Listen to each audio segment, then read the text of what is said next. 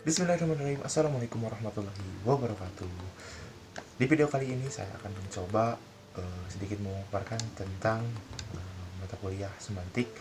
Saya membawa materi pembahasan tentang gaya bahasa. Apa itu gaya bahasa? Di sini ada 4 poin dalam materi gaya bahasa. Yang pertama itu ada gaya bahasa perbandingan, gaya bahasa pertentangan, gaya bahasa pertautan, dan gaya bahasa perulangan.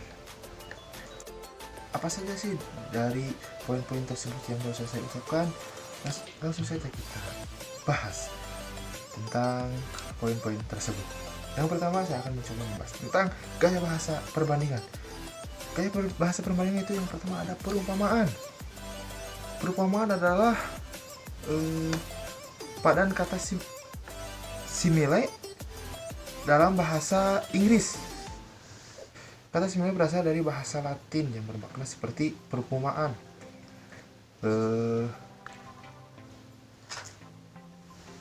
Perumpamaan adalah perbandingan dua hal yang pada hakikatnya berlainan dan yang sengaja kita anggap sama. Contohnya seperti air dengan minyak. Itu kan sama-sama benda cair, cuman itu beda. Mereka tidak bisa disatukan. Seperti halnya bukan jodoh. Terus juga ada seperti air dalam keladi. Terus juga ada ibarat mencencang air. Itu hal mustahil ya. Mencencang air gimana gitu. Kalau mencencang daging kan iya gitu. Tapi kan kalau mencencang air gimana? Oke, berikutnya ada bak cacing kepanasan. Aku mahal sih bak cacing kepanasan ini. Terus juga ada bak merpati 2 sejoli. Dan berikutnya dan seterusnya. Selanjutnya ada metafora. Apa itu metafora? Metafora adalah suatu gaya bahasa kerap kali pula menambah kekuatan pada suatu kalimat. Contohnya Nani jinak-jinak merpati. Alah, stan ini jinak-jinak merpati. Jadi maksudnya teh jinak-jinak merpati teh mudah untuk didekati, jadi orangnya lebih welcome, lebih menerima orang lain gitu, tanpa memilah dan memilih. Terus yang kedua ada alimata keranjang. Wah, itu mah kemana ada bau-bau hal negatif lah. Yang mata-mata keranjang mah jadi suka dengan hal-hal yang baru, tapi lebih ke lawan jenis. Oke, yang berikutnya ada mereka ditimpa celaka. Terus juga ada aku terus memburu untung. Dan juga ada perpustakaan gudang ilmu. Dan begitu pun selanjutnya, berikutnya. Oke, yang ketiga ada personifikasi. Oke, udah tidak asing lagi ya di mata teman-teman semua tentang personifikasi. Apa itu personifikasi? Personifikasi adalah berasal dari bahasa Latin. Persona, orang, pelaku, aktor, atau topeng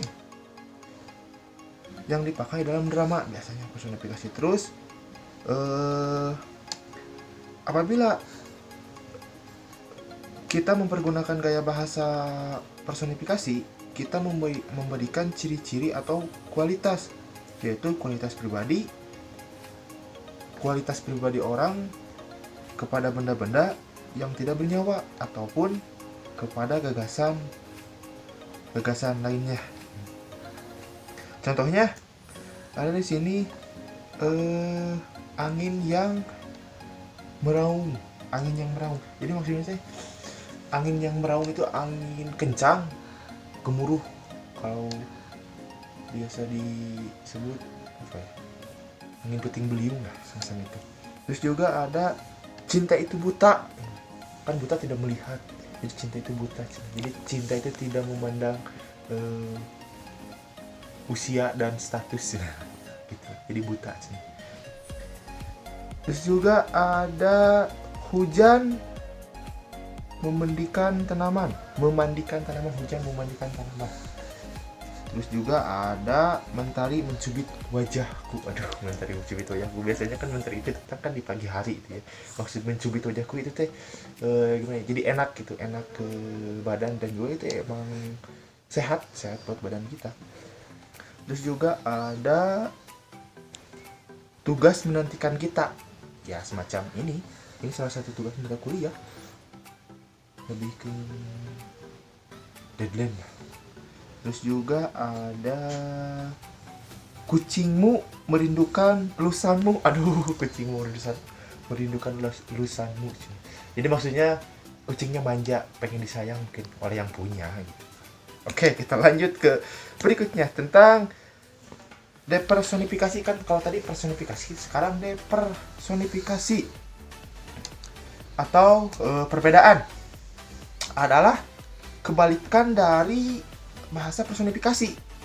Jadi saling keterkaitan gitu. Kalau depersonifikasi itu kebalikan dari personifikasi. Nah, oke, kita langsung saja. Contohnya yaitu kalau dikau menjadi samudra, aduh samudra, maka doaku menjadi bahtera. Kalau dikau samudra, daku bahtera. Nah, semacam itu. Jadi kalau dikau menjadi samudra, maka daku menjadi bahtera. Jadi lamun dina percintaan mah aku yang jadi samudranya, kamu yang jadi bahteranya. Jadi kamu bebas berlayar-layar di samudraku, maksudnya di hati aku gitu. Nah, seperti itu. Oke, langsung saja kita lanjut berikutnya. Yang kelima ada alegori. Apa itu alegori? Alegori berasal dari bahasa Yunani, yaitu alegorein, yang berarti berbicara secara kias. Nah, bahasa kias ini diturunkan dari alos, yang lain ditambah agoroin atau berbicara. Alegori adalah cerita yang dikisahkan dalam lambang-lambang, merupakan metafora yang diperluas dan diperkesinambungan tempat atau wadah, objek-objek atau gagasan yang diperlambangkan. Oke, nah semacam itu ya. Di sini ada contohnya nih. Contoh cerita si kancil. Nah, misal kancil dengan buaya, terus juga ada kancil dengan kura-kura, kancil dengan harimau, kancil dengan ular, terus juga ada kancil dengan burung gagak, terus juga ada kancil dengan petani dan yang lain-lainnya. Terus juga ada contoh seperti ini, ada cerita parabel atau cerita yang berkaitan dengan kitab suci. Contoh cerita tentang Adam dan Hawa, terus juga ada cerita Ibrahim, terus juga ada Isa dan Yakub, terus juga ada cerita Yusuf, terus juga ada cerita Musa dan lain sebagainya. Oke, yang berikutnya ada antitesis. Antitesis. Apa itu antitesis? Antitesis adalah sejenis gaya bahasa yang mengendalikan komparasi atau perbandingan antara dua antonim. Ya, apa itu? Dua antonim nih ya. Yaitu kata-kata yang mengandung ciri-ciri semantik yang bertentangan. Nah, nih contohnya nih. Contoh, dia bergembira-gembira atas kegagalanku dalam ujian itu. Pada saat kami berduka cita atas kematian paman, mereka menyambut dengan kegembiraan tiada tara. Terus juga ada gadis yang secantik si Ida. Aduh, si Ida. Gadis yang secantik si Ida dipersi oleh si Dedi yang jelek itu. Itu kan bahasa ini ya, apa ya? Bahasa perbandingan. Nah, perbandingan.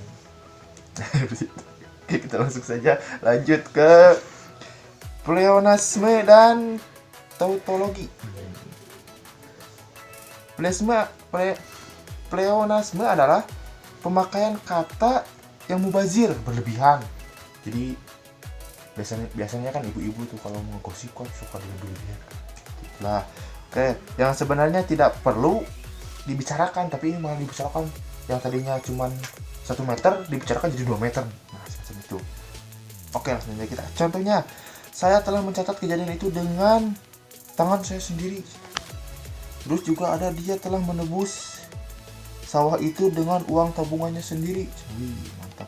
Terus juga ada ayah telah menyaksikan apa nih? Kecelakaan tersebut dengan mata kepalanya sendiri. Terus juga ada nah, yang jadi lebih-lebihkannya apa ya?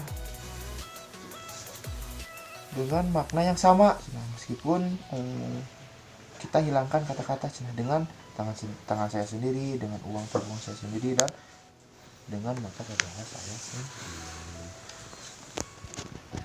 Terus juga ada nih contoh lagi tentang kami tiba di rumah tepat subuh. Juga ada orang yang meninggal itu menutup mata buat selama-lamanya. Terus kegembiraan menyenangkan hatiku. Oke, berikutnya yang ke-8 ada periprasis. Adalah sejenis gaya bahasa yang agak mirip dengan pleonasme. Nah, yang tadi ya, yang nomor 7 mungkin. Keduanya mempergunakan kata-kata lebih banyak daripada yang dibutuhkan. Yang dibutuhkan contohnya, ayahanda telah tidur dengan tenang dan beristirahat dengan damai untuk selama-lamanya. Ya, kematian gitu ya. Yang jadi bahasa periprasisnya yaitu meninggal dan atau berpulang. Itu dia kan, kematian. Juga ada saya menerima segala saran, fatwa, petunjuk yang sangat berharga dari Bapak Lurah. Itu nasihat. Terus yang 9 ada antisipasi atau prolepsis.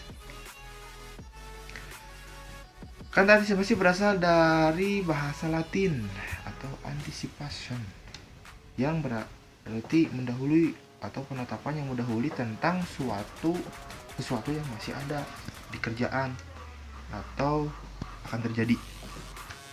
Misal, ini ada nih contoh, mengadakan peminjaman uang berdasarkan perhitungan uang pajak yang masih atau dipungut. Terus juga ada kami sangat bergembira, minggu depan kami memperoleh hadiah dari Bapak Bupati. Terus juga ada mobil yang malang itu ditabrak oleh truk pasir dan jatuh ke jurang, dan lain sebagainya. Oke, yang 10 ada koreksi atau epanorposis. Adalah gaya bahasa yang berwujud mula-mula ingin menegaskan sesuatu, tapi kemudian memeriksa atau memperbaiki makna-makna yang salah.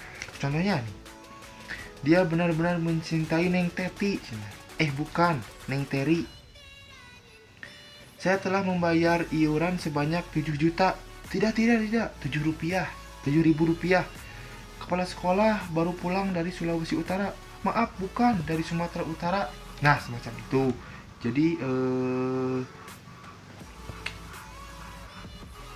menegaskan kalimat gitu. Oke.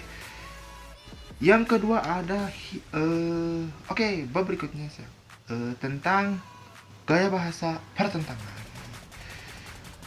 Yang pertama ada hiperbola. Hiperbola itu bahasa yang dilebih-lebihkan. Itu jenis bahasa yang mengandung pernyataan yang berlebih-lebihan jumlahnya, ukurannya atau sifatnya dengan maksud memberi penekanan pada suatu pernyataan atau situasi untuk memperhebat, meningkatkan kesan atau pengaruhnya. Ya, bahasa yang dilebih-lebihkan. Contohnya, sempurna sekali, tiada kekurangan suatu apapun buat pengantin baik atau cantik. Nah, itu. Terus juga ada kurus kering tiada daya, kekurangan pangan buat pengganti kelaparan. Kurus kering tiada daya, kekurangan pangan buat pengganti kelaparan. Bergelimpangan mayat, terpisah kepala dari badan sepanjang pembatasan sebagai pengganti banyak orang mati di perbatasan. Tabungannya berjuta-juta, emasnya berkilo-kilo, sawahnya berhektar-hektar. Sebagai pengganti dia orang kaya. Oh ya, ngerti. Perbola. Jadi lebih ke lihat ke apa yang kita punya dulu. Ini bahasa yang diberikan. Oke, yang selanjutnya ada yang kedua adalah litotes. Litotes berasal dari bahasa Yunani atau litos yang berarti sederhana.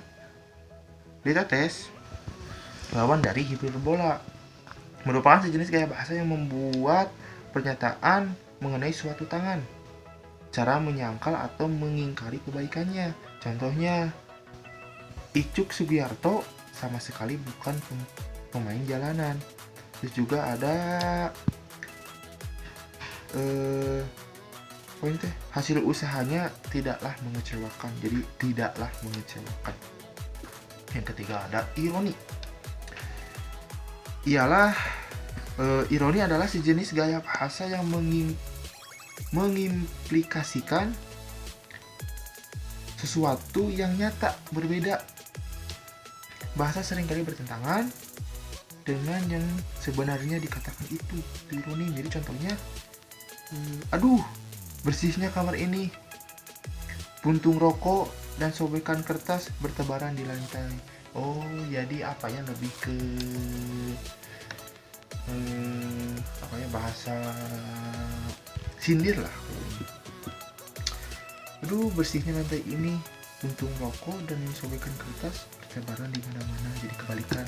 Jadi maksudnya ini kotor ya kamar teh, padahal ini kotor kamar teh tak kuntung rokok jeung kertas tebal atap. Jadi dikiaskan bahasanya menjadi bersih. Oke, yang berikutnya ada oksimoron. Oksimoron yaitu sejenis gaya bahasa yang mengandung penegasan atau pendirian suatu hubungan sintaksis, baik koordinasi ataupun determinasi antara dua antonim. Jadi gini ya contohnya, olahraga mendekati gunung memang menarik hati, walaupun sangat berbahaya. Jadi menarik hati dan sangat berbahaya, itu yang jadi bahasa oksimoronnya. Juga ada paranomasia. Paranomasia ialah gaya bahasa yang berisi pengajaran kata-kata yang berbunyi sama seperti bermakna lain. Kata-kata sama berbunyi tetapi artinya beda. Jadi katanya sama tapi artinya beda. Contohnya, oh adinda sayang, akan kutanam bunga tanjung di pantai Tanjung Harimau. Pantai Tanjung Harimau. Ya itu kan bahasa sama Tanjung. Cuma ini kan bunga tanjung dan Tanjung Harimau. Kalau bunga tanjung kan indah, kalau Tanjung Harimau ya serem. Oke. Juga ada di samping menyukai susunan indah, saya pun mendambakan susunan indah. Sama katanya susunan indah, cuman artinya beda. Yang jadi pembeda di mana? Di samping menyukai susunan indah. Menyukai susunan indah itu yang jadi pembeda. Dan mendambakan susunan indah. Menyukai itu lebih, saya suka. Tapi kalau mendambakan lebih menyukai. Oh, susunan indah. Nah, itu. Oke, berikutnya ada yang keenam ada paralipsis.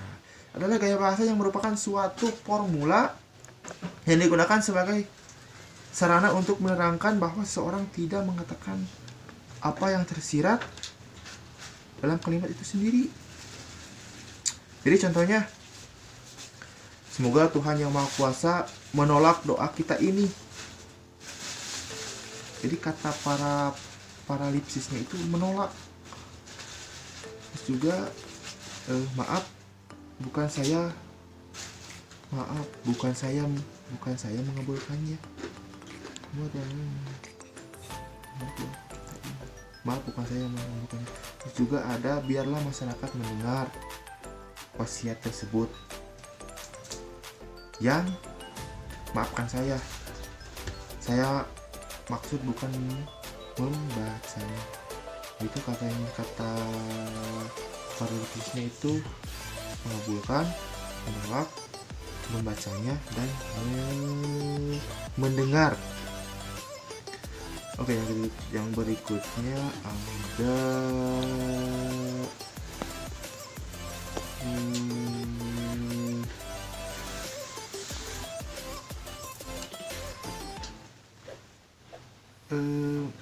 apa ya? Jadi untuk gaya bahasa pantangan tuh banyak sebenarnya ya. Oke, mungkin segitu ya. Yang lainnya kalian bisa cari sendiri atau kalian mungkin udah pada udah ada yang tahu, mungkin udah pada tahu. Oke, kita langsung saja ke gaya bahasa pertautan. Yang pertama itu ada metonimia. Yang pertama itu ada metonimia. Metonimia adalah sejenis gaya bahasa yang menggunakan nama suatu barang bagi sesuatu yang lain berkaitan erat dengannya. Jadi adalah majas yang memakai nama ciri atau nama hal yang ditautkan dengan nama orang, barang, atau hal yang sebagai penggantinya. Jadi contohnya, para siswa di kelas, kami senang sekali membaca ST Ali Syahbana. Dalam pertandingan kemarin, saya hanya memperoleh perunggu, sedangkan teman saya perak. Oh, jadi maksudnya juara gitu kan. Jadi yang dimaksud dengan gaya bahasa metonimia itu di hadiahnya, mungkin ada rewardnya, barang. Contohnya kan ini dalam pertandingan kemarin saya hanya memperoleh perunggu. Nah, kata perunggunya itu yang jadi metonimianya, dan sedangkan teman saya perak, yaitu jadi ke barang. Juga ada sinek doke.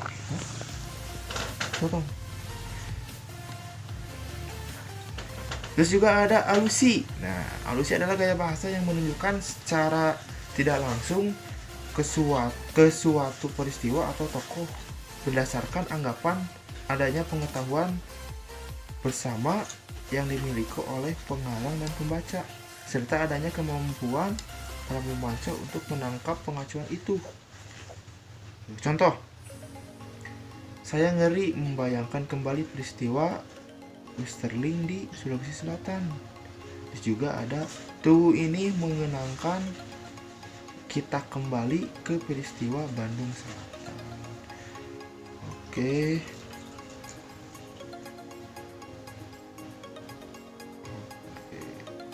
Nah, untuk gaya dan juga ini untuk gaya bahasa pertautan juga ini banyak ya poin-poinnya. Mungkin saya bisa hanya bisa memaparkan itu berhubung durasi waktu ya. Oke, kita langsung saja ke gaya bahasa berikutnya. Nah, ini gaya bahasa perulangan. Nah, oke. Gaya bahasa perulangan. Nah, yang pertama ada aliterasi. Apa itu aliterasi? Aliterasi adalah sejenis bahasa yang memanfaatkan purwakanti atau pemakaian kata-kata yang permulaannya sama bunyinya. Sama bunyinya. Itu tuh menurut Tarigan 1985-1907. Nih contohnya. Dara damba daku datang dari danau. Duga dua duka, diam di diriku.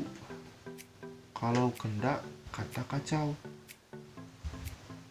Kalau kanda kala kacau. Terus juga ada biar bibir biduan bicara. Nah, itu juga yang kedua ada asonansi. Asonansi adalah sejenis gaya bahasa seperti yang terwujud perulangan vokal yang sama.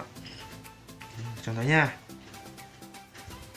muka mudah muram. Ya, ini perulangan kata yang sama ya. Mudah muram. Tiada siaga, tiada bisa. Nah, jaga harga, tahan harga.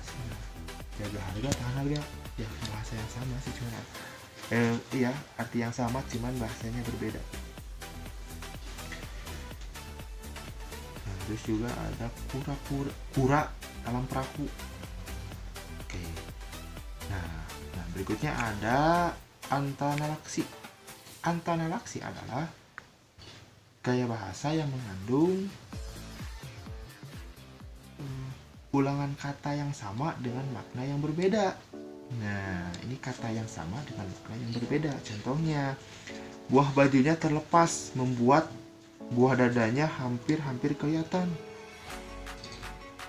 Oke, berikutnya ada saya selalu membawa buah tangan buat buah hati saya kalau saya pulang dari luar kota. Buah tangan itu oleh buah hati itu anak kesayangan. Nah, anak dari saya gitu. Jadi saya membawa oleh-oleh buat anak saya gitu. Jadi buah tangan untuk buah hati saya. Nah, berikutnya ada kiasmus. Kiasmus adalah gaya bahasa yang berisikan perulangan dan sekaligus pula merupakan inversi hubungan antara dua kata dan dalam satu kalimat. Ini contohnya. Contohnya yaitu yang kaya merasa dirinya miskin, sedangkan yang miskin justru merasa dirinya kaya. Begitu apa ini? Ulangan kata yang sama dengan ulangan kata yang sama dengan makna yang berbeda. Juga ada sudah lazim dalam hidup ini bahwa orang pintar mengaku dirinya bodoh, tetapi orang bodoh merasa dirinya pintar. Nah, seperti itu. Terus juga ada berikutnya ada anafora. Anafora adalah gaya bahasa repetisi yang berupa perulangan kata pertama pada setiap baris atau setiap kalimat. Yang sama setiap baris atau setiap kalimat. Contohnya, tanpa iman yang teguh, engkau akan mudah terperosok ke dalam jurang kenistaan. Tanpa iman yang teguh, engkau akan mudah tergoda wanita cantik di sekelilingmu. Tanpa iman yang teguh, engkau akan tergoda oleh uang dan harta.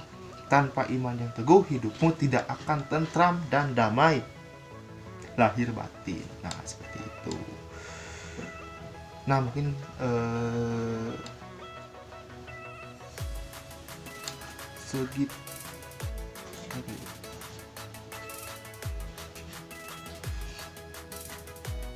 mungkin segitu pemaparan dari